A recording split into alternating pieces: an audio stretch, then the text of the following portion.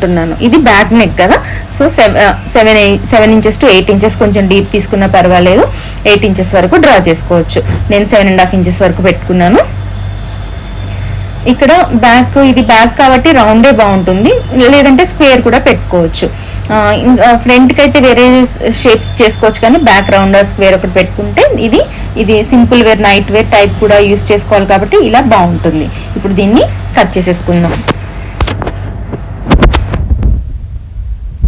ఇలా కట్ చేసేసుకొని దీన్నే తీసుకొని మళ్ళీ మనము ట్రేస్ చేసుకోవాలి.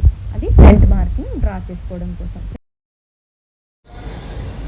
ఇప్పుడు ఈ బ్యాక్ పార్ట్ని తీసేసుకొని ఫ్రంట్ పార్ట్ కోసము మనము ట్రేస్ చేసుకోవాలి. సేమ్ బ్యాక్ని యాస్టీస్గా ఫోల్డింగ్లోనే, ఎందుకంటే నెక్స్ అనేది మనం వెనక జిప్పర్స్ అది యూజ్ చేయట్లేదు కాబట్టి ఫోల్డింగ్లోనే తీసుకుంటున్నాం, కొంచెం డీప్ నెక్స్లో తీసుకుంటున్నాం కాబట్టి ఇలా ట్రేస్